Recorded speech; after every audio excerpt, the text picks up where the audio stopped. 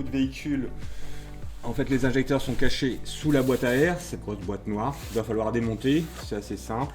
Donc en général, il y a le papillon qui est relié ici, donc il faut desserrer simplement. Et puis les deux boulons qui sont devant.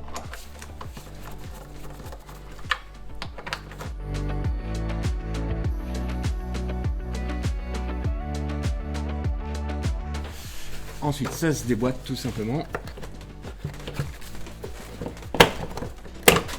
Voilà. Là, on a la boîte à air qui est retirée. Maintenant, on voit le moteur qui est accessible. Donc, les injecteurs, c'est bien ceux qui sont fixés sur une rampe métallique. Hein, il y a le carburant qui arrive dessus. Et donc, on a les 4 injecteurs. À ne pas confondre avec les bobines qui sont ici et qui vont dans le moteur. Hein, les bobines qui alimentent les bougies. Donc, ensuite, il suffit de déconnecter les 4 injecteurs avec une pince, souvent c'est un peu plus pratique. Donc le faisceau va venir donc s'intercaler au niveau des injecteurs. Donc pour ce faire, on va chercher le meilleur chemin pour passer. Et donc le tout c'est de repérer où je vais mettre le boîtier. Sur celle-ci, je vais le mettre là-bas tout au fond. On accrochera donc sur les gaines.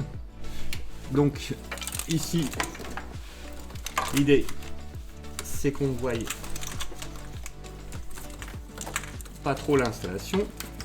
Je commence en général par ce côté-ci, par le premier.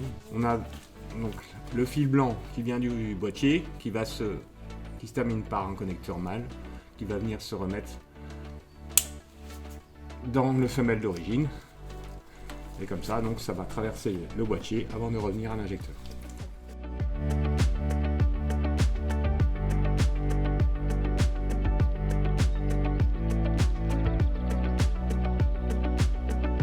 Ensuite, je remets bien mes 4 injecteurs. Donc, le tout, c'est que les fils n'aillent pas toucher le moteur. Donc là, j'avais déjà placé la sonde de température. Donc ici, elle a été fixée sur la sortie de la pipe de la pompe à eau. Donc pris sur un boulon qu'on a resserré tout simplement. Et donc après, il suffit de rebrancher le fil qui vient du boîtier et qui va venir donc se brancher dessus. Ici, là on va quand même brancher le boîtier. Donc le boîtier, ça se clipse tout simplement comme un calculateur. On resserre. Ici on va les mettre au fond. On fixera tout à l'heure. Il me reste le fil de masse.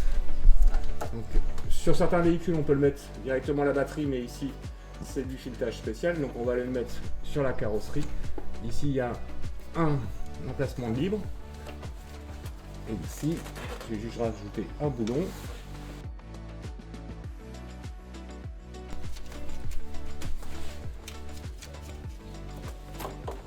Comme ceci. Il me reste le fil du bouton. Sur ce véhicule-là, je vais le faire passer pareil, par ici. Donc avant de tout fixer, on va vérifier que tout fonctionne correctement. Là, il suffit de démarrer le véhicule. Là, une fois que j'ai mis le contact, mon petit bouton il s'allume. Donc rouge, ça veut dire qu'il ne fait rien. Hein. C'est le mode essence. Et en bas, le petit voyant vert, là, c'est un voyant de contrôle qui va s'éteindre au bout de quelques instants. Si jamais il y avait un problème sur la carte, il serait affiché rouge de l'autre côté. Donc là, pour régler en mode éthanol, ça je le ferai une fois que j'aurai au moins la moitié du plein avec du Super 85. Donc là, il suffit d'aller le mettre le plus souvent en position 3, la position normale. Et si je veux revenir, j'ai qu'à appuyer pour le remettre en position essence. Voilà pour le bouton. Donc toujours aussi en même temps tester, voir s'il n'y a pas de problème sur le branchement. Donc mettre le moteur en route.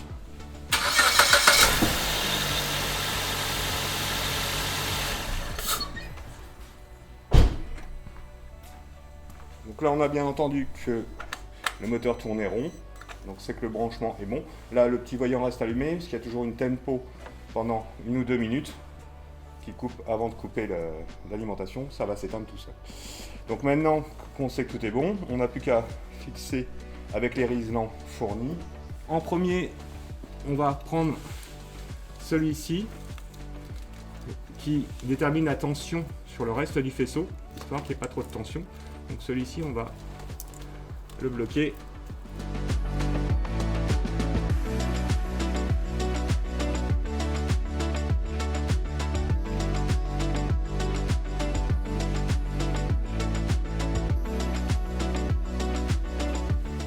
Pour le boîtier, je vais passer dans une anse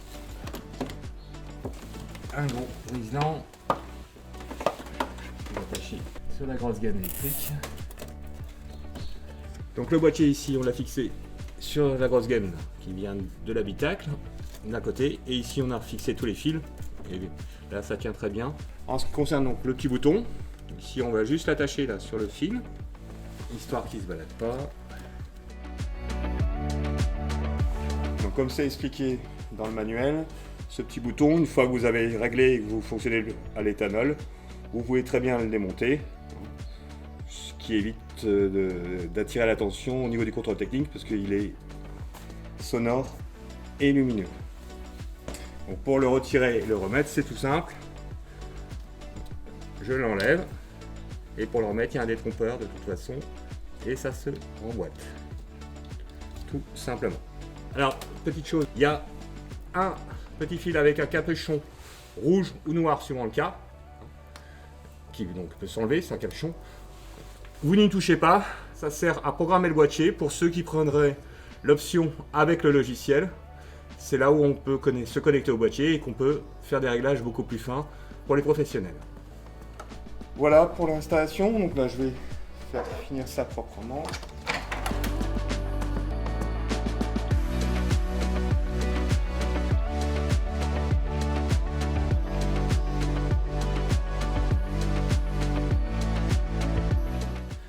Ensuite, il suffit de remettre la boîte à air en place.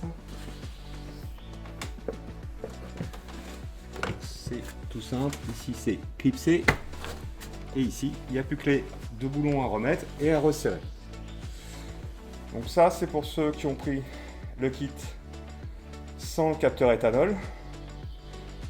L'installation est terminée. Pour ceux qui auraient pris avec le capteur éthanol, du coup on va renlever donc ce boîtier. Vous avez un fil de plus, celui-ci avec connecteur 3 broches. Ce connecteur 3 broches, ici on a déjà préparé la chose, le fil vient se brancher sur le capteur éthanol qui est ici. Donc en fait le capteur éthanol sur ce véhicule là, c'est très simple à connecter. D'origine, on a donc un tuyau qui vient rigide qui arrive ici. Ensuite, on a un bout de tuyau souple qui vient se reconnecter sur la rampe de carburant. Donc ici, on a simplement intercalé, coupé donc la durite, intercalé via 2 connecteurs à l'équerre le capteur éthanol qui est ici. Ainsi, le boîtier connaîtra la teneur éthanol contenue dans le réservoir. Donc là, on va faire passer le fil proprement.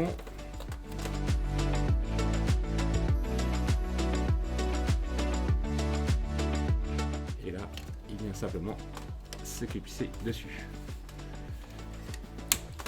Donc, à la différence de tout à l'heure avec le petit bouton, là, donc, on va mettre le contact. Et là, on remarque que le bouton, il n'est pas sur le rouge, mais il se met directement sur le vert. Et en fait, il va se positionner tout seul en fonction du mélange d'éthanol. Donc ici, on a un mélange d'environ 60% d'éthanol dans le réservoir.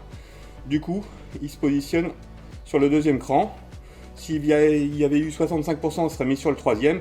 Et plus de 75%, donc ça uniquement l'été, il serait mis au 4e. Voilà. Et s'il n'y a que de l'essence, il passera tout seul au rouge.